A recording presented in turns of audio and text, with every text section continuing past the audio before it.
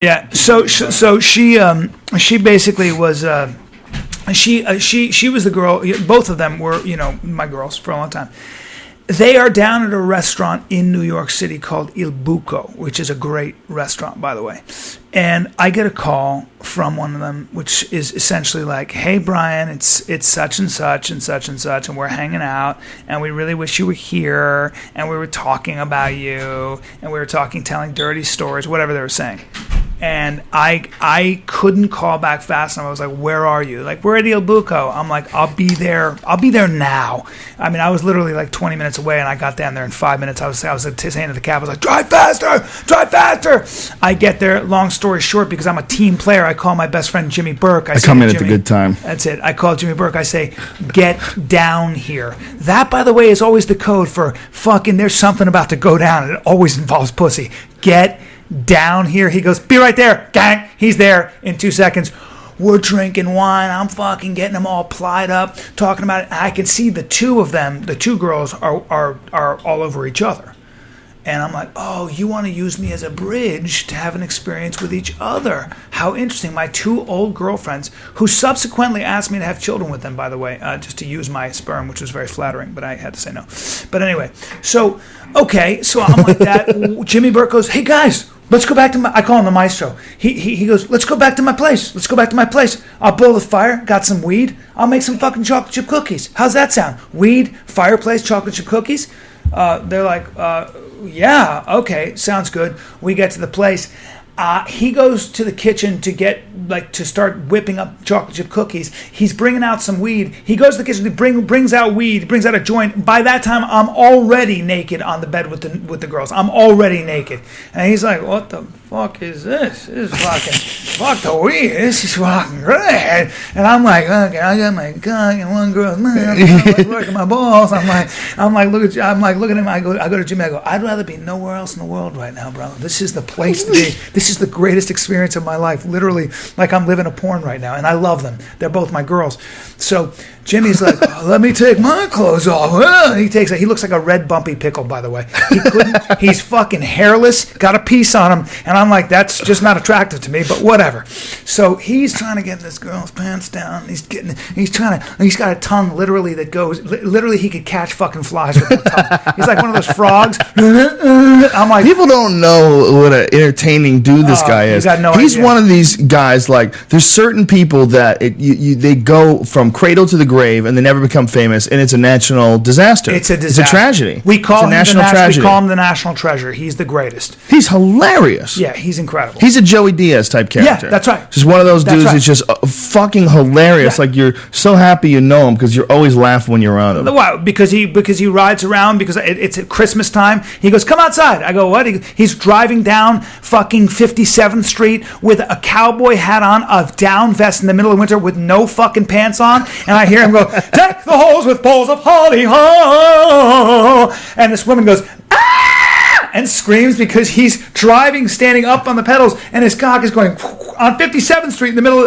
I was like, "You're the craziest motherfucker." He was 3 blocks away from his house. There was a restaurant that I stopped going to, and I stopped going to this restaurant because the last time I went was with you and Jimmy, and the fucking waiter kept interrupting Jimmy's stories with some new bullshit plate that they're bringing over with some fucking description of where the olives came from and how the cheese is cured. And Jimmy's telling some crazy fucking post 9/11 horror story, about like hearing the bodies hit the ground. Yeah. And this motherfucker comes over with a plate of cheese. This cheese is brought to you from South America, and it's a type of cheese with yak milk. Get the fuck out of here, man. Put the stuff down and let's be done with this. There's nobody who tells better stories than that guy. Nobody in the fucking world. He's so entertaining. It just bums me out that a guy like that sort of...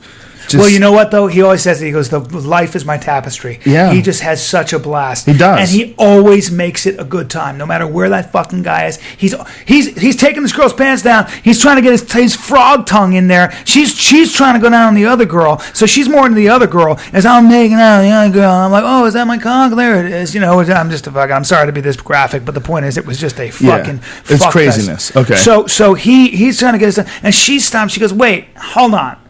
I don't like this. You guys need to do something together. I don't like this. And I look at Jimmy and we go, oh, we don't do that. I don't do that. See, I don't fuck around with guys because it's not that I'm homophobic. I'm just not attracted to guys, and I definitely have a hard on right now, and so does my buddy. And there's no fucking. That's bad enough. We're about 2 feet away from each other. I'm not doing anything with my buddy. And this is the girl that Jimmy was trying to eat out, right? Yes. Of course. So she's not liking Jimmy eating her out. Right. She's trying to, she didn't know him, and she wanted really. She was more into the girl. She was into So she says to Jimmy, she goes, and Jimmy could give a fuck. He doesn't give a shit. He's down to go, and if he has to fuck me in the ass to get to this girl, he's like this. I can see the look in his eyes, and he's fucking like, let's go.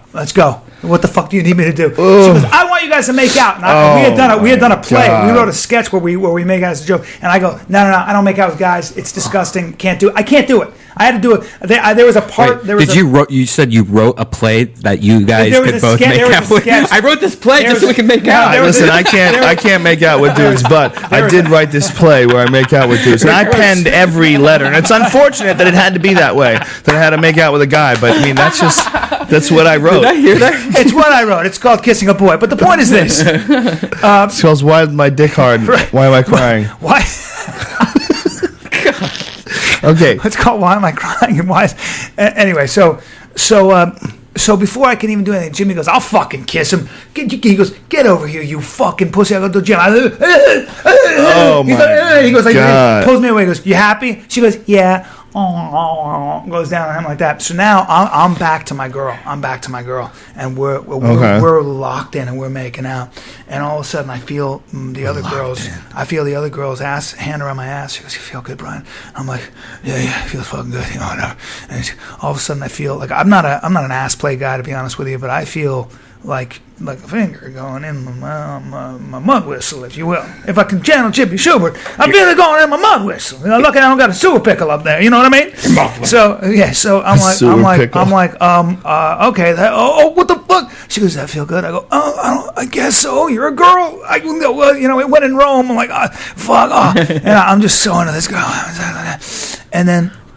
And then I feel what feels like a Greyhound bus in my ass. You understand?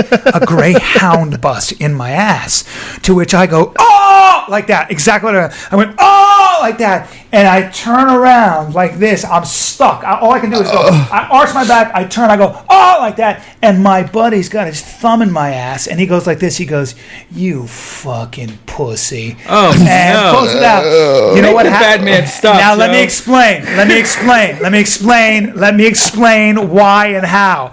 She said to him, I'm not going to do anything more. I will fuck you, but you have to stick your finger in his ass. You don't have the balls. And Jimmy goes, what? I don't have fucking...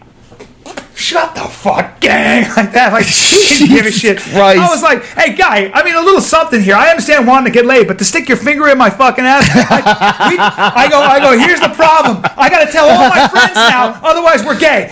Tell all your friends. You can tell everyone in the world. You just told 500,000 people on the podcast. Hey, you know what? There it is. I told my friends in New York, we told the story, they went like this. My buddy, like Jerry McFadden, they had their hands in their pocket, they listened, they just went, fuck this. Turned around and walked away.